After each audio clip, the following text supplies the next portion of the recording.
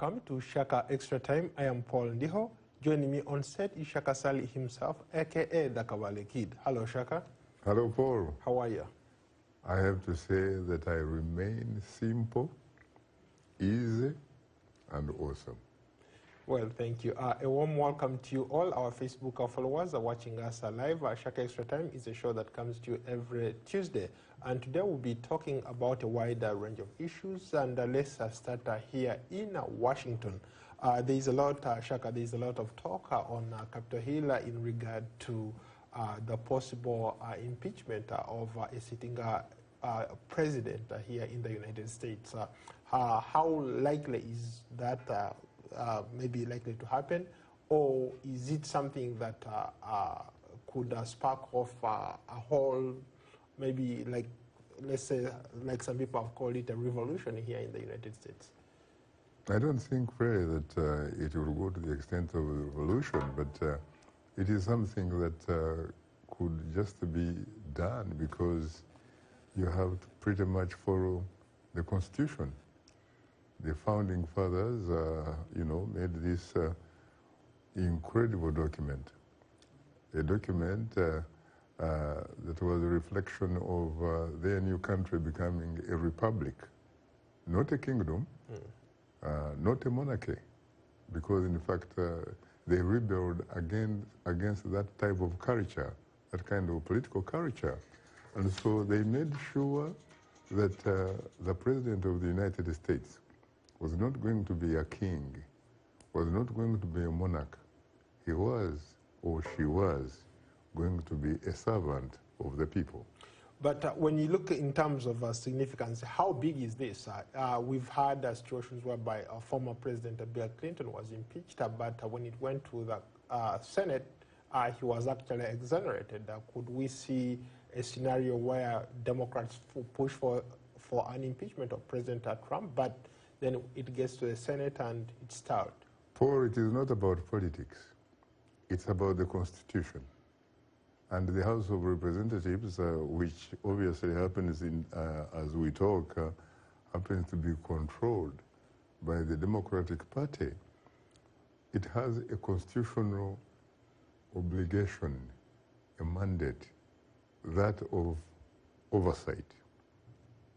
It is the kind of thing that has to be done in the large or broad political context of what makes this country tick. You're talking about checks and balances. And so the House of Representatives has the responsibility of oversight as far as the White House is concerned. And they are following the law. Whether or not the Senate, which is controlled by the Republicans, eventually tries the president, is another matter. But the House of Representatives has a mandate, it has an obligation, essentially, to set the ball rolling. That is what the Constitution requires them to do. And mind you, when you start, when you look at some of the public opinion polls already, for some reason, they seem to be leaning towards impeachment. As a matter of fact, there are other public opinion polls which are even going further than simply impeachment, removal from office. And by the way, you talk about impeachment. You talk about, for example, Bill Clinton, who obviously was impeached by the House of Representatives and eventually could not be, in a sense, convicted by the Senate. But when you look at the different types of violations that are involved here, this one seems to be huge. This one seems to be something about what you would call a violation of vital national security interests. Can I push back a little bit? You talked about it's not about politics, but rather the Constitution and the law. And as we speak, if it was not just about politics, some Republicans would have jumped on board maybe to push further. But in this particular case, we're only seeing Democrats who are calling for this trial to go forward. You are right. To a certain degree, yes, there is politics or the political elements involved, but at the end of the day, this is about the Constitution. And how about people who say that perhaps this is got you? They are looking for ways to go after the Mueller report didn't produce any results, significant results. They say, hey, we are still looking for a way to go after the president. The Mueller report did produce results. He may have been expected, for example, to eventually make a sort of judgment call, talking namely that there was obstruction, for example, of justice, that there was collusion, especially when it talks about the issue of the Russian involvement and what have you. But let's face it, especially, Mueller, what he did, he basically wrote a report and essentially forwarded it to the Congress, to Capitol Hill, for them to do their part. And frankly, I have been following the debates that are going on. It looks like there is a sort of consensus that says that if you looked at the Mueller report itself, you could probably get sufficient language that would provide you an opportunity to invoke certain articles of impeachment. I'm not a lawyer, by the way. I never went to law school, so I'm not going deep into that. But from what I have seen, it seems to me that from what I have been hearing in terms of the political pundits, some of the legislators, it seems to me that you could actually very well be talking about something akin to a smoking gun. You're talking about the telephone call between the President of the United States and the President of Ukraine. And by the way, you saw that the committees responsible for bringing about these articles of impeachment, they have actually subpoenaed the man called Rudy Giuliani, America's mayor, a man who was a very successful mayor of New York City for a very long time, who happens to be a lawyer and is a personal lawyer for President Donald Trump. He's been subpoenaed because he has actually been talking a lot, and in the process contradicting himself and what have you. And so he has actually been subpoenaed to bring certain documents so that they could look at it and see where those documents can take them. You also have seen that the Secretary of State, Mr. Pompeo, has also been subpoenaed. And in fact, in talking to some journalists, he seemed to give the impression that he didn't know much about that apparent telephone call between the President of the United States and the President of Ukraine. And yet, there is incontrovertible evidence, not liable to falter for, that in fact he happened to be one of those individuals who was listening in while that conversation between the two presidents was going on. Let's tie this impeachment inquiry to Africa in the context of Africa. Can an African leader be impeached under the circumstances given or presented by the Democrats so far, especially in light of where African leaders have a lot of power? Something like an impeachment like this or a trial like this would not even happen. You'll be surprised. Yes, there are some countries on the African continent where that or something very close to that actually could happen or has happened. Not the entire African continent. And let's face it, our audience should be cognizant of the fact that Africa is not a country like the United States of America is a country. Africa is a continent that is made up of at least 54 member countries of the African Union, plus Western Sahara, 55. Now, when you look at South Africa, for example, I know that you know as well as I do that in its history of an inclusive democracy since 1994, when the Madiba, the late President Nelson Mandela, became the first black president of the Republic of South Africa, in an election that was for the first time an inclusive election. They called it all-race election. You have had two presidents who have actually been recalled from their presidency. You recently had Mushorozi, Jacob Zuma. That is pretty much tantamount to impeachment, really. You also had Thabo Mbeki. Thabo Mbeki had actually been also recalled. So what do you call that? That could happen. But you're looking at a country like South Africa that has a very, very liberal constitution, and where actually the law is the rule of the land rather than the opposite. It is true that South Africa has an incredible liberal document that is called Constitution. It is also equally true that they have inbuilt checks and balances. You have an independent judiciary in South Africa. You also, of course, the records will show that you have an independent legislature. In fact, even the ruling party itself, the African National Congress, it can be said that it is democratic itself, because without actually that element of democracy, it would not have, South Africa would not have been able to recall those two presidents, who at the same time happened also to be presidents of the ruling African National Congress. South Africa also, unlike a lot of African countries, has what you would call an independent fourth estate. We are talking about the media.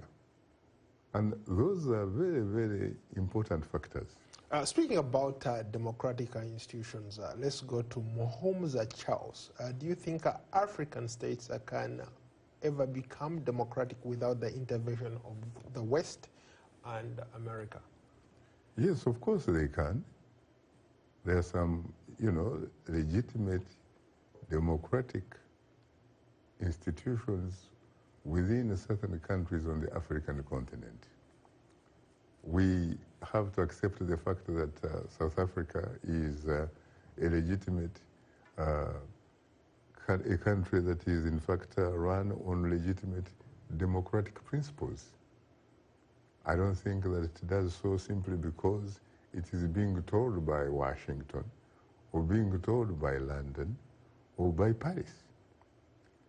You look at a country like Mauritius. Mauritius has, essentially a democratic political culture. You look at Botswana. It has a legitimate political culture. But one could argue that in Botswana, it's not as political as it's maybe political at the top, but in terms of regular also the other politics, it still remains the same. It's predominantly dominated by one political party. It is true, but then again, my brother, you probably also have to be reminded of the fact that historically, at one time, Japan was dominated by one political party, and no one raised the issue of whether or not Japan was not in fact being ruled on democratic principles. So democracy is democracy. Democracy is an equal opportunity employer, no matter how it comes on the table, on the radar. Let's go to another interesting comment here, rather question from Uganda. Let's talk Kawomera Arafa. Mr. Shaka, what's your take on the Uganda People's Defense Forces Barrett? I mean, I think they're talking about opposition leader here, Bobby Wine, whose slogan is People Power, and his supporters were the Red Berets? Well, first of all, I am reasonably informed that the law gives the government, I think, the right, for example, to deny a civil organization to wear something akin to a military uniform.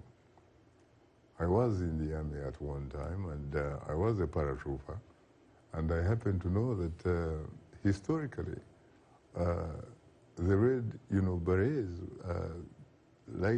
usually a reflection of an institution called paracommandos, those types of people, special army groups and all that kind of stuff.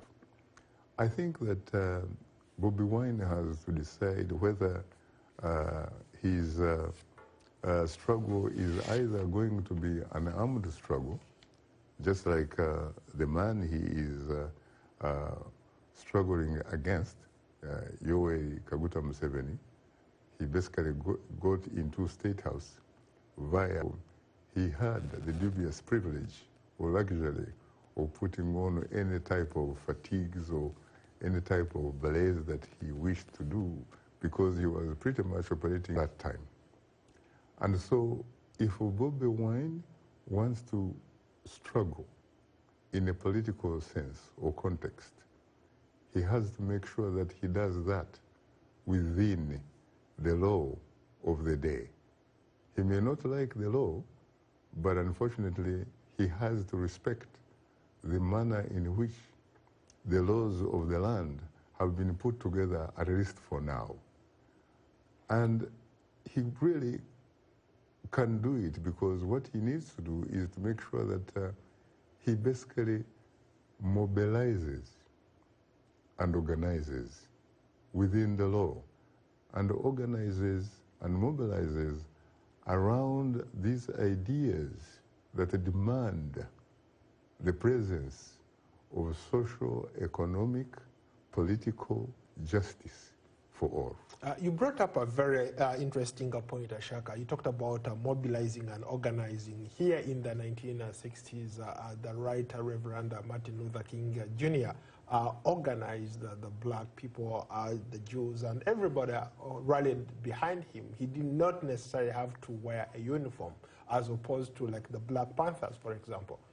So can opposition leaders or young people who are trying to challenge the status quo maybe borrow that approach?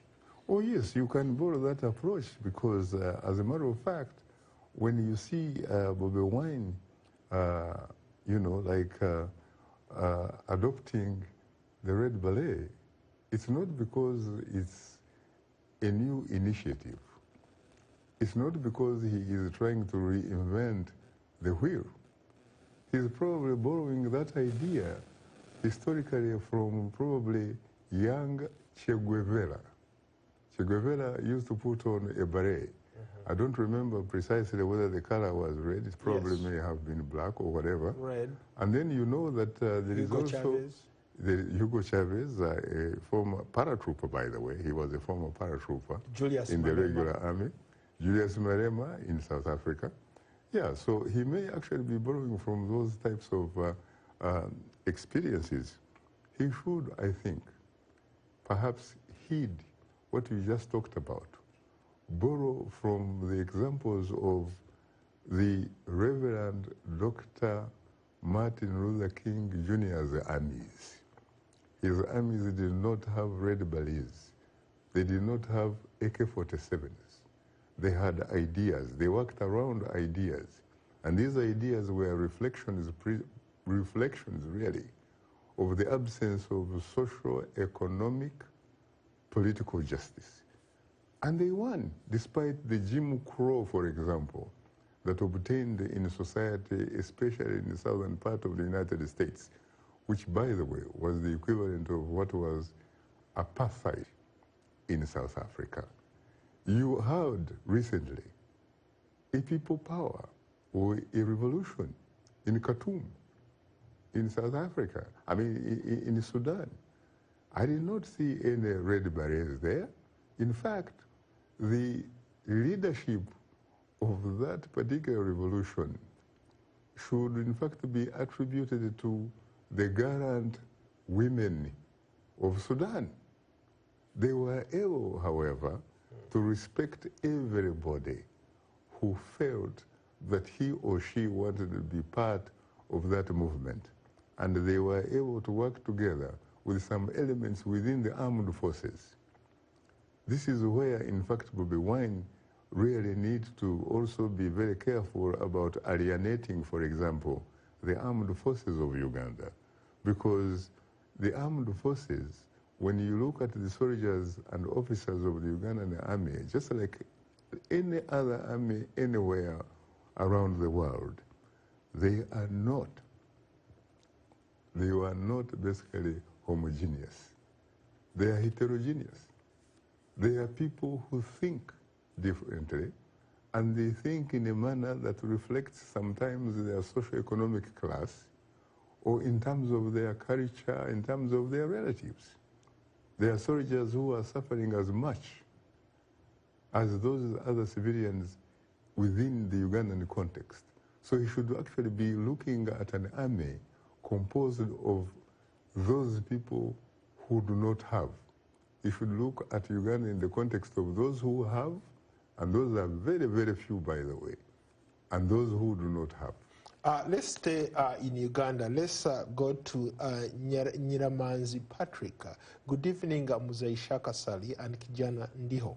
Could you please explain to us why this Uganda-Rwanda relationship is unpredictable and volatile? First of all, I would like to address my sister initially by saying that I really happen to be eminently underqualified. And I think it's a he. Nyiramanzi. Nyiramanzi Patrick. Okay, Patrick, yeah. I would like to tell Patrick that I find myself eminently underqualified to be Mzee. Well, the word Mzee is respectful, and I'm sure they are looking at it from that perspective. Yes. It's a title that is bestowed on any elder. An elder? Yes. Okay, I understand. What was the question again? The question was, why is the situation between Uganda and Rwanda very unpredictable and volatile? First of all, to be very honest with you, Patrick, I think your guess is probably as good as mine. But all I can say is, I think it involves two individuals here. It's not about the millions of people on either side of the border. It is the two people who happen to occupy those sensitive leadership positions. And I would like to say, given that the two are basically democratically challenged in their different ways, they are probably people that we should look at as rulers. They do not have the mandate of their people. They have therefore so much probably dependent on their political egos and all that kind of stuff. And these are two people, by the way, who really went through armed struggle fighting against what they called dictatorships. People who clearly were not democratic. At that time, I have to say that they had the right to do whatever they did in order to make it very difficult for those rulers they were fighting against. Unfortunately, what has since happened is that they too have not really done what you would say is a social, cultural, political improvement over the management of their two respective countries. I think that when you think about the fact that they fought the governments and they reached a point where there were some kind of political stalemate. And I remember in particular, when it comes to Uganda, you're talking about 1985. 1985, I happened to be in Dar es Salaam, the commercial capital of Tanzania. I was a PhD student from UCLA, University of California, Los Angeles, a Ford Foundation scholar, and I was doing my research associated with the Tanzania Film Company. Elimboto, who was the guy that managed it and was my supervisor.